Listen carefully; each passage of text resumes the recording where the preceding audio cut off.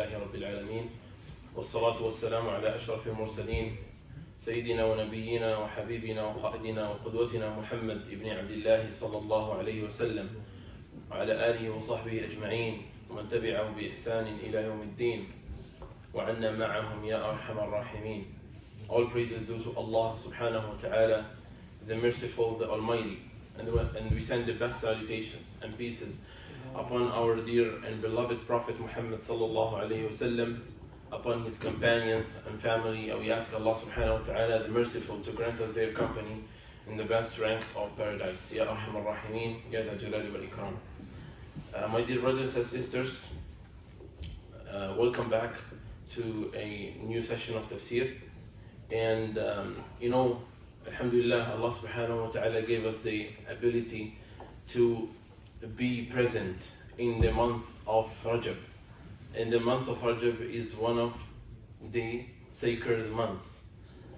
Allah subhanahu wa ta'ala said in the Holy Quran, إِنَّ عِدَّةَ الشُّهُورِ عِنْدَ اللَّهِ 12 شهرا في كتاب الله يوم خلق السماوات والأرض منها أربعة حرم.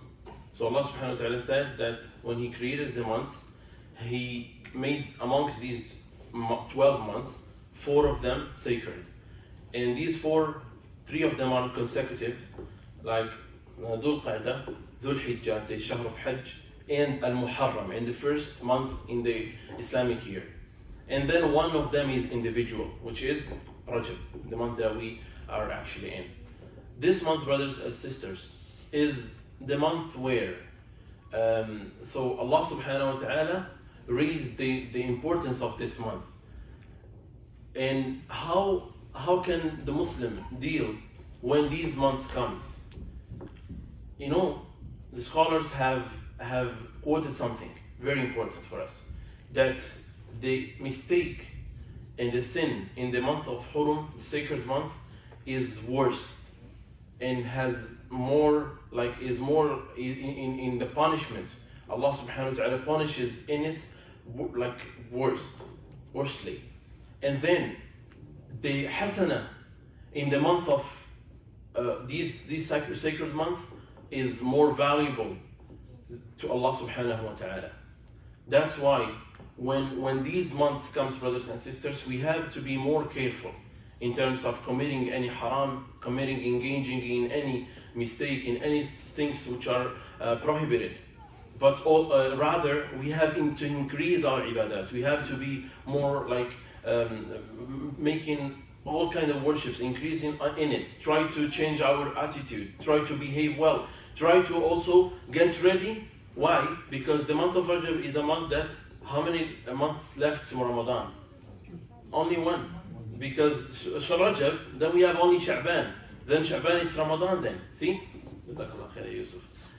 So, subhanallah, the Sahaba al-Kiram radwanullahi alayhim, they used to value the time, okay? You know that Rasulullah sallallahu alayhi wa sallam said in a beautiful hadith, he said, نِعْمَتَانِ مَغْبُونٌ فِيهِمَا كَثِيرٌ مِنَ النَّاسِ الصِّحَّةُ وَالْفَرَاغُ الصِّحَّةُ وَالْفَرَاغُ. 2 blessings, 2 mercies, 2 bounties that the human, the person, he's not given the real value of, which are as-sihha, the health, and the faragh. We are living, mashallah, many of us, alhamdulillah, they are fully healthy, 100%, right? Those are suffering from any sickness, may Allah subhanahu wa ta'ala cure them and give them this shifa, ya Rabbi. But subhanallah, when you are healthy, you can come to the masjid yourself. You don't need to go, someone assist you to go to the washroom. You don't need someone to help you eating. You don't need someone to help you standing from your bed. These are all blessings that we are actually in a negligence of, because you don't value give the real value of until they leave you. May Allah subhanahu wa ta'ala keep these ni'am on us, Ya Rabbil Alameen. But subhanallah, Rasulullah sallallahu alayhi wa sallam gave you the conclusion. The second ni'mah is al-faragh, the waqt, the time. The time is very precious. The time is very precious, because at the end of the day, when you will stand in front of Allah subhanahu wa ta'ala, then you will see, then you'll recognize this well. You'll see that 1 second and part of the minute was very valuable to let you go in Jannah or in Nar. May Allah subhanahu wa ta'ala forbid. But subhanAllah, a small time of your life that would be a very precious thing to give you an upper grade in Jannah or downgrade. Subhanallah. See, that's what Sahaba understood when they were with Prophet sallallahu alaihi wasallam. They knew that the value of the time, so they tried to. Ramadan, it was something incredible for them. Ramadan, it wasn't a normal thing. Now we receive Ramadan every year, we pray Taraweeh and it's done, right? But Sahaba Kiram, they were looking to this differently, subhanAllah. Why? Look how they used to use Ramadan. Imagine a Sahabi, a companion, he used to prepare himself 6 months, preparing for the month of Ramadan. Every month he would increase, because he knew that when Ramadan is there, you don't have time to warm up. You don't have time to fix your mistakes. It's a time, imagine you have an exam, right? A life exam, lively exam. Whatever, study or stuff or your career, and then you need to pass it. Will you prepare yourself for the exam in the day of the exam itself? Or the night before? Never. Because that's something which is a destiny for you. It's something which is like counting too much in your life. That's what will happen in the day of judgment. And this is what Sahaba Kiram knew. When the Ramadan is there, they are inside the ni'mah, they are inside the blessing. Imagine someone has a huge garden, okay? A huge place where you can get in, maybe, let's say money. And he will tell you, you will find dozens of thousands of dollars finding here and there, right? And you have to know the strategy to go and collect all this money. You have, like for example, 500 million in this garden, you can collect. Okay? Will you wait until the day where you're gonna go for there and then you prepare yourself how to know the strategy to use this way? No, you will prepare it advancedly. Maybe you will ask him, can I come today to study the plan? Can I come today? Can I come the day after? I want to study it well because I want to profit as much as I can do. I can do. That's the same, brothers and sisters, we have to look in Ramadan. Ramadan is the same. It's a blessing that will never, that's guaranteed, that will never come back if it goes. If a day of Ramadan will go by, you can't return back. Tell me what is the way. You want to go to, like for example, you're in the second or third day of Ramadan. You want to go one day back, can you do it? Never, no one can do this. So it's done from your life. It's done from your life. And subhanAllah, many people, they live in this Ramadan, the next Ramadan, they're not there anymore. They pass away because the ajal, the time of the period of life is done, is finished.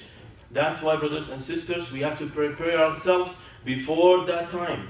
Try to be in the best condition between you and Allah subhanahu wa ta'ala, so you can benefit fully from the time of Ramadan.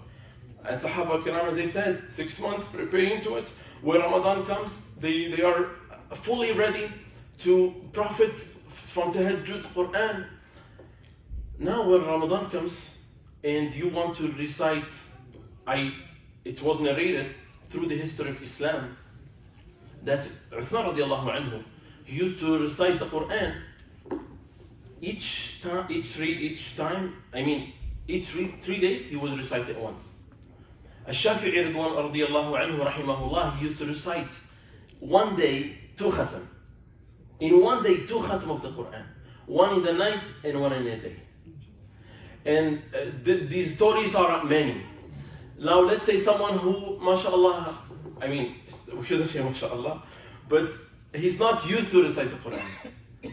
When Ramadan comes and he wants to recite, you know how heavy is a page for him? A page. He feels it very heavy, he cannot even finish it maybe in half an hour. And he feels it so tiring, so struggling, so challenging. But subhanallah, ask a hafiz of the Quran who recites every day 5 juz, 10 juz. Ask him, a page for him is nothing. Like 20 paras, maybe he can just recite it in 3 hours, 2 hours. See? So the question now we have to pose and ask ourselves, are we ready to get into the month of Ramadan? which is an opportunity that we have never to miss, inshallah ta'ala.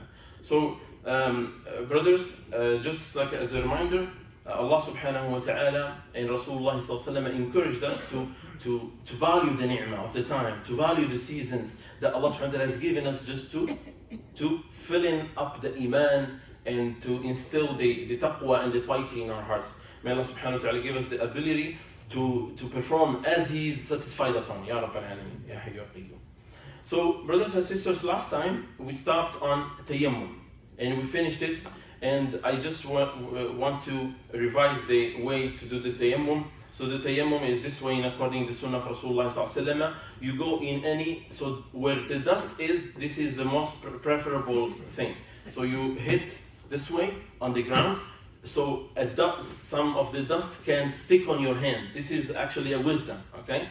And then you do this, you wipe on your face once, okay? All the face, and you do this and this. That's it.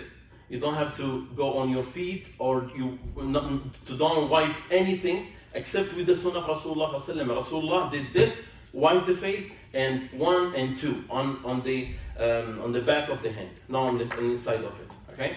So this is the way to make the tayammum. Then, brothers and sisters, we had one thing left from the tayammum, which I didn't cover last time. If someone finds the water after he made the tayammum. So let's say I'm just preparing myself to Salatul Asr, and I did the tayammum because I had no water. And then I found the water, okay? What should I do? Should I pray with the tayammum itself? Should I, remake the wudu? Let me tell you 3 cases which the ulama have quoted here. أن يجد قبل شروعه في الصلاة فإنه يجب عليه الوضوء ولا يجوز له الصلاة ولا تجوز له الصلاة بالتيمم.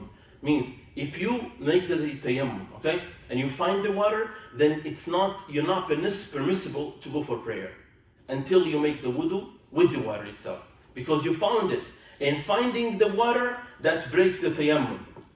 Okay, is it clear? So finding the water breaks the tayammum. So your tayammum is not valid anymore. Leave it and go for wudu again and then pray. Okay. Second case, أن يجده بعد الصلاة. You find the water after the prayer, after you're done it. Okay. فلا حرج عليه ولا يعيد الصلاة. This is okay for you. It's fine, and you don't have to remake the prayer, to make up the prayer again, because you already done it. Okay. In the time of Rasulullah sallallahu alaihi wasallam, that happened actually between 2 Sahaba. They were traveling in the same trip, and then they made the tayammum, preparing themselves for the prayer, and then they found the water. One of them prayed already, okay?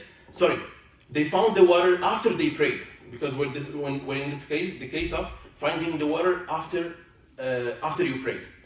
Some of them, he went for wudu and he repeated the prayer. The second, he didn't make anything. They went to Rasulullah sallallahu alaihi wasallam and he asked them. So the first one, he said, I prayed, but I found the water. Then I made the water. I made the wudu, real wudu, and then went again for prayer and made the prayer again. He said, it's okay.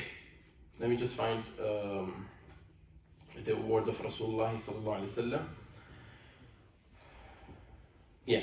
So Rasulullah sallallahu alaihi wasallam said that to the first one, لك الأجر مرتين. لك الأجر مرتين means you have got the double of ajr, because he prayed the first, and then when he made the prayer again, he got the second ajr. And the second one, when he told him, Ya Rasulullah, I did my tayammum, I prayed, when I found the water, I didn't do anything, I already prayed. Rasulullah said, أصبت السنة. So you got the sunnah of Rasulullah, then you didn't have actually to repeat your wudu.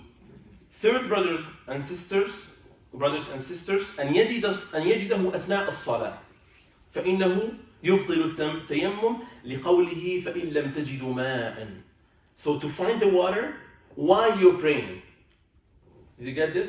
So you're praying and then you found the water. How? I mean, that's not logic, but let's say something started flowing in front of your eyes, or the water came up somewhere, or someone, for example, you are in a place where no water is, mashallah, you did the tayammum, But in meanwhile your prayer, someone came and put a bottle in front of you.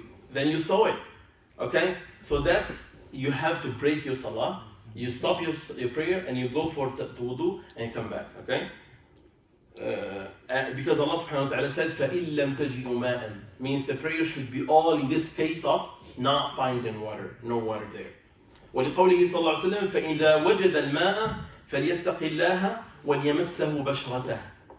Rasulullah صلى الله عليه وسلم said when he taught the Sahaba tayammum, he said to them, if you find the water, اتق الله means have piety in Allah subhanahu wa ta'ala and then touch the water. فليمسه بشرته. ولأن التيمم بدل عن طهارة الماء عند فقده فإذا وجد الماء زالت البداية فيزول حكمها. So just as an explanation about this. So alhamdulillah, we have finished the tayammum. Now actually we are, mashallah, fully done. There are still some Masa'il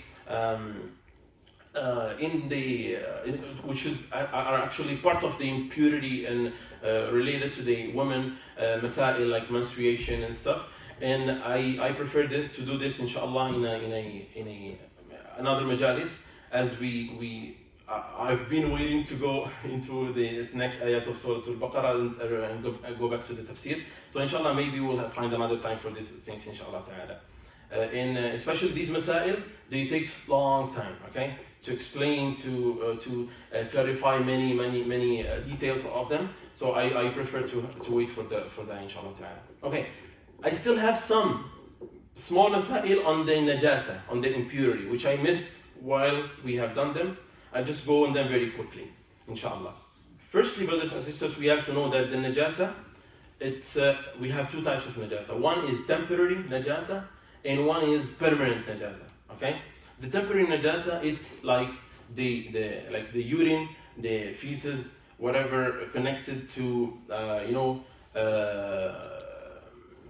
like something which can go by washing. Okay, the impurities are something which is temporary. You wash it and it's gone, right?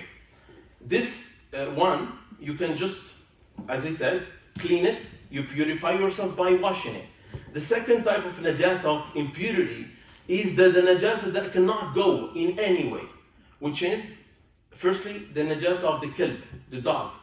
The dog is impure, and the impurity of the dog will never end. Okay, if you can wash the dog with the water of the ocean, the najasa that he has will never go.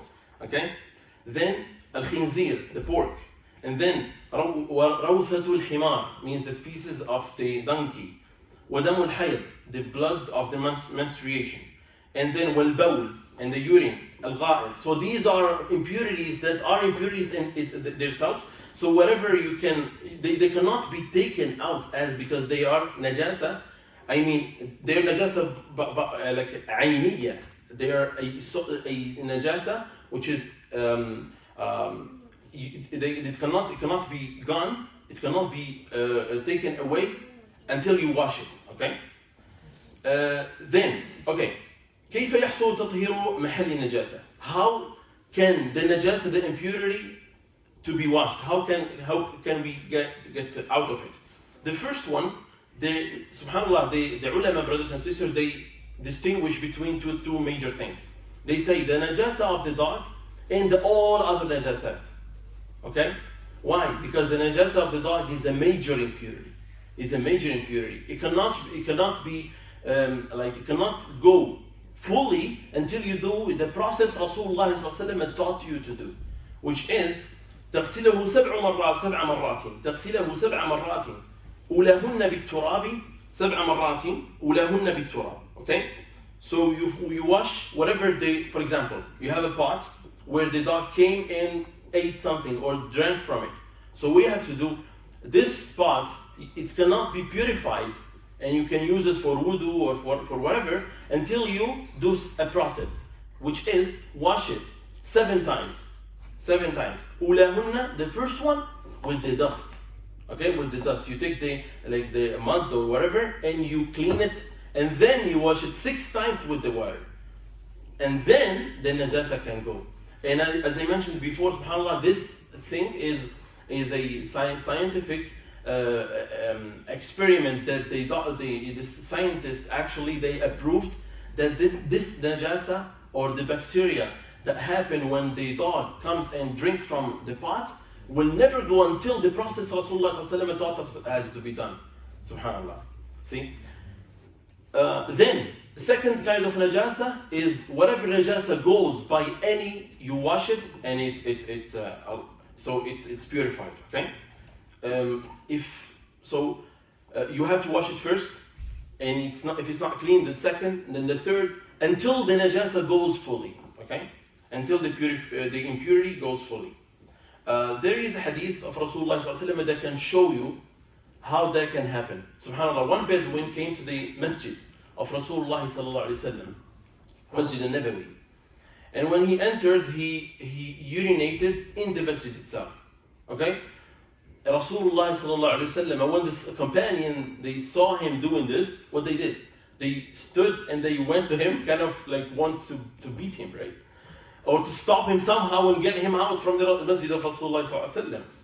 And Rasulullah said, don't stop him, let him finish. Look at the khuluq of Rasulullah, look at the ihsan of Rasulullah. Look, he's doing something which is like unacceptable in our time right now. Imagine someone came in and started urinating here. What you do? It's crazy, right? No one can accept this. But Rasulullah said, "La tuzrimu, don't rush him, let him finish." And then he asked the companion to take a pot of water and then pour it on the urine and done. Okay? And Rasulullah said, "Sijlan min ma," means a small portion or amount of water, not that much. And that show you that the najasa is something that goes by the small amount of water. You don't have to worry, or you keep like being disturbed that I have najasa on my toe, but I have to wash it. How can I do this? It's a smaller portion of water, a small amount of water can go with the najasa, brothers and sisters. Okay, second mas'ala, which is very important for us, men's brothers and sisters, especially the mature of us, or people who are, or the men that are all men, not boys. Okay, first is al-madi. Al-madi, so the fluids that come out from the organ of the man are three. Al-mani, which is the semen, and the al-mani, madi, al-wadi. Okay, three of them. Let me explain, distinguish between each one. So al-mani is the semen that come out with the full desire, and that's the spermatozoa. How you can say this? The sperma, right? So this is the mani. And then we have al-madi. Al-madi is the fluid that comes out only by desire, but not the full desire. Okay? When the man get the desire, like initially, and he would see in some traces of this madi, of this fluid. Okay? And the ulama says that this fluid has to be washed. You cannot pray with it. Has to be washed. You wash the organ, and the testicles also, they should be washed. And then the part of the underwear where this fluid went in has to be, like, you take some water and you try to clean it. Okay? You just like splash water and clean it. So that's madi. And then there is wadi. I hope you understood the difference between madi and madi. So the first one is the one that if you get it, if the man get it, has to make the major horses, right? Which is the sperma, right? And then the second one is the one that get out, or you get it when there is a small, a little of the desire, okay? And that has to be, you wash the organ and the testicles, and this is how Rasulullah explained it. And then the part of the underwear or your clothing where this went in has to be washed, and you put water in it, okay? You water it. Last one is the wadi, and this is a white fluid as well that come out with the urine itself. And this is also najis, it's impure, and the ulama said that it should be washed also. Should be washed and be aware from. Okay, brothers, there are some men who, like, you know, the one that the madi, not this prayer man, the one in the middle, they have it continuous, or they kind of, it's not stopping, okay? So when they get the semi-desire or the half-desire, they get it out. Maybe they wash it, but afterwards it keeps going out. It keeps coming. So what they should do? Is it something to worry about? Or because I've heard some people going out from the prayer and go wash it to come back and go make wudu. This is not the correct way to do it. So whatever, brothers, also who has the continuous urine. Some people they are, it's a sickness. The urine keep going out, right? They cannot stop it fully. So what to do is that whenever you want to make the prayer, you go wash it and then you go for prayer. Don't worry if that comes out while the prayer, don't worry about it. Keep it, okay? But when you go to the next prayer, you have to wash and then make the wudu again, and then you go for salah, okay? So these are very important things for us men that we should understand. Then, brothers and sisters, we are almost done, inshallah. تطهير البول الغلام. Okay, this is good for the women, the moms and dads. Let's say we're talking about the babies, okay? If someone has a baby and the baby urinated, okay? And some of the urine comes on the top. Should you take out this? Is it impure, not impure? So Rasulullah ﷺ made the difference between the boy and the girl. Okay? Made the difference between the boy and the girl. He said that the boy, you should just put the water on it and it's done. But there is a condition here. If he never ate the food, if he still drinking or breastfeeding, okay? If he eats, if he gets food, okay? If he eats, then you should treat it as the girl. Okay, what is the hukum of the girl? The girl, Rasulullah said, is the same impurity of the elders. Okay, there is no difference between a man or a woman and the girl in terms of the impurity of the urine. But there is a difference with the boy. The boy who didn't eat the food, his najasa is not a full impurity. So you can just, like, if you have it, you can just splash it, and you don't even scrub it or twist it or whatever.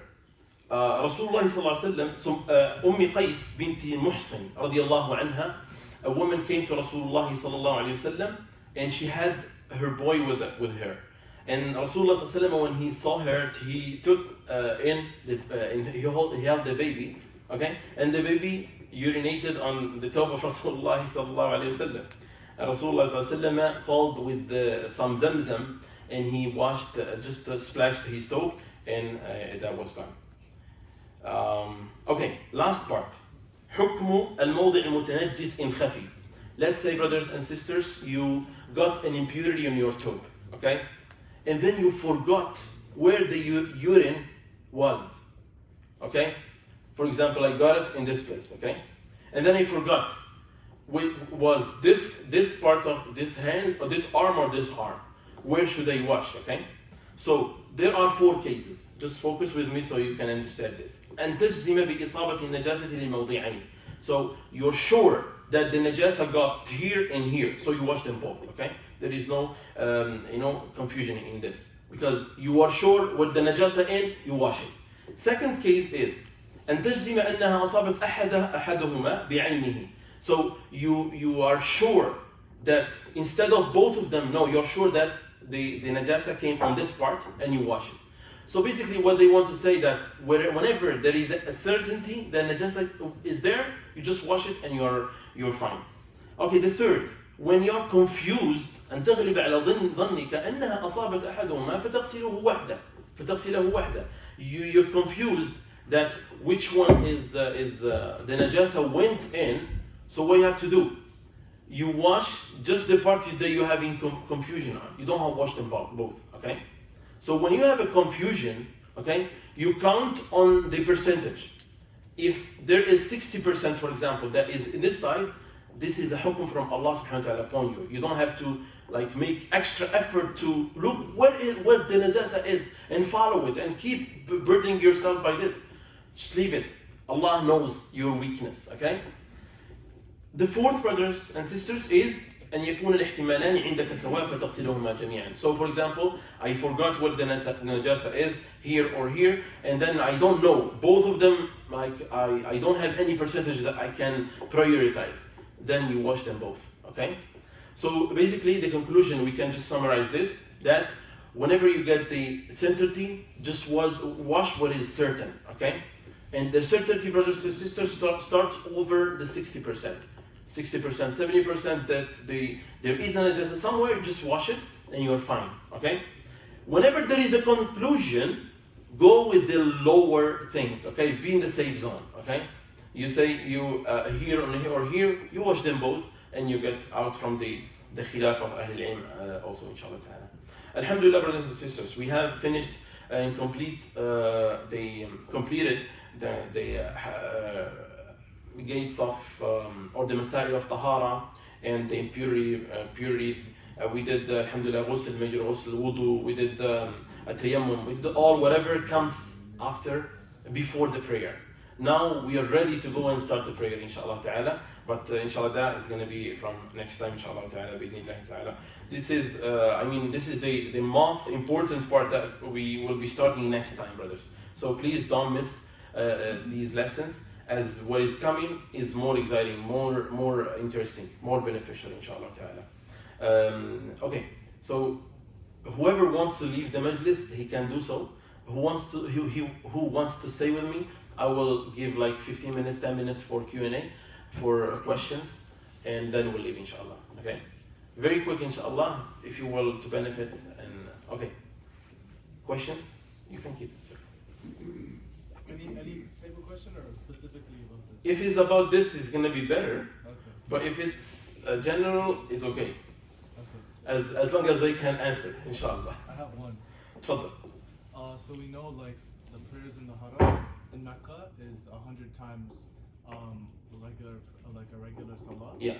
But we also know the hadith that the prayers the best of prayers are at home except for the fard. So if you're in Mecca, is it better to pray like tahajjud and sunnahs in the Haram or in your hotel or away from the Haram? MashaAllah. That's a very, very smart question. Okay, so Rasulullah ﷺ said the prayer in the Masjid al-Haram counts as 100,000 prayers.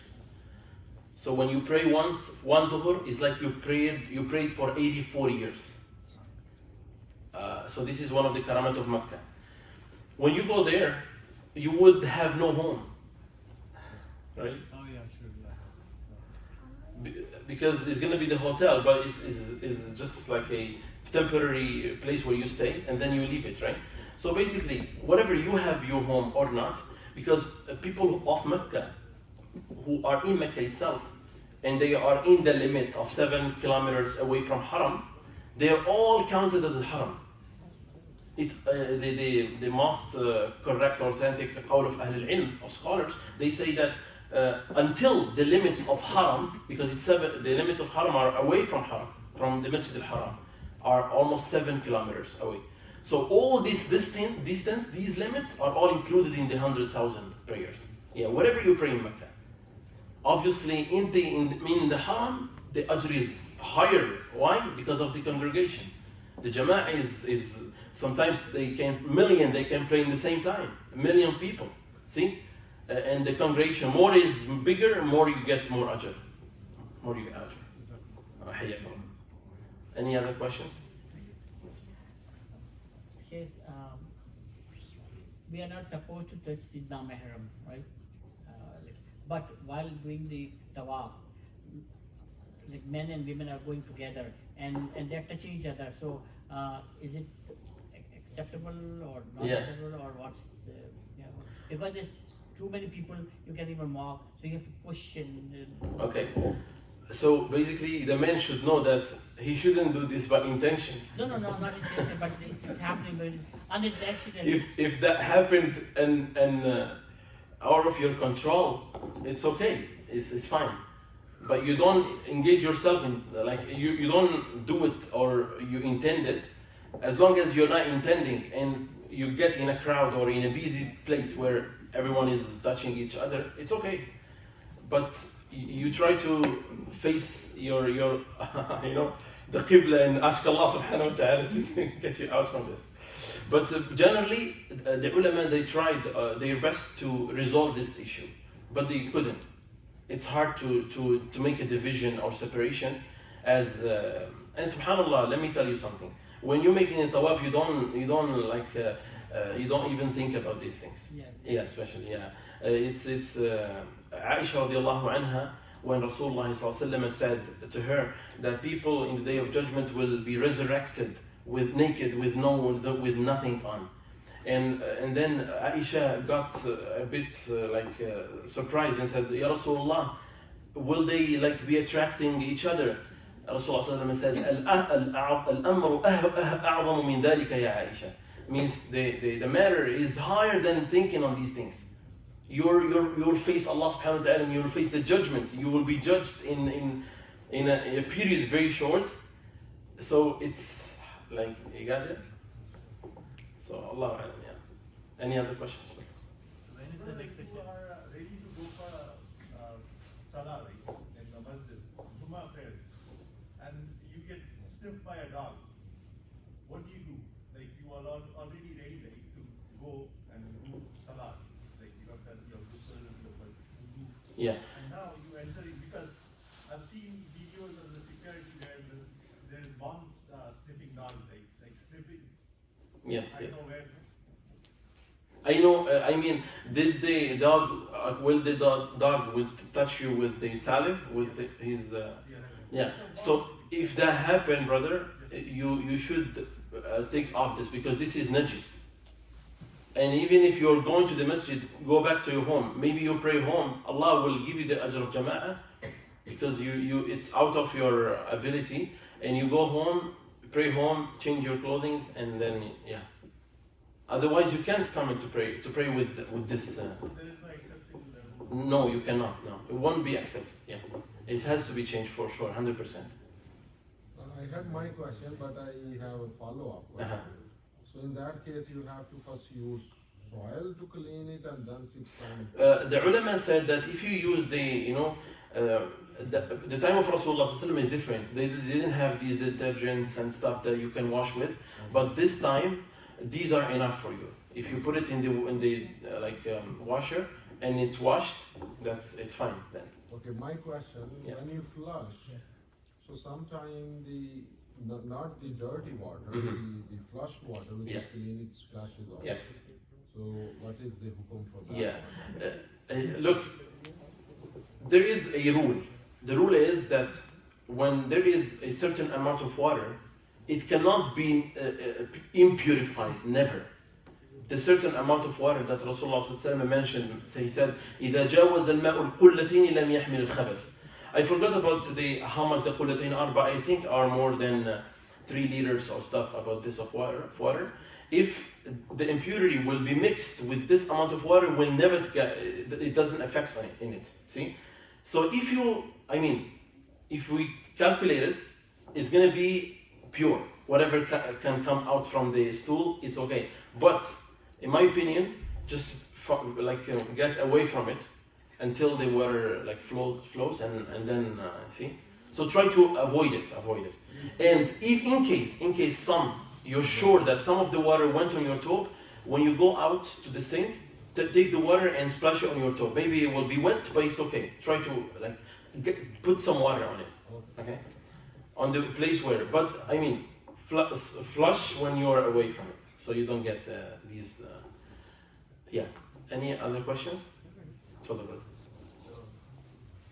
Are our bathrooms in general dirty, or is it only the area where you urinate dirty?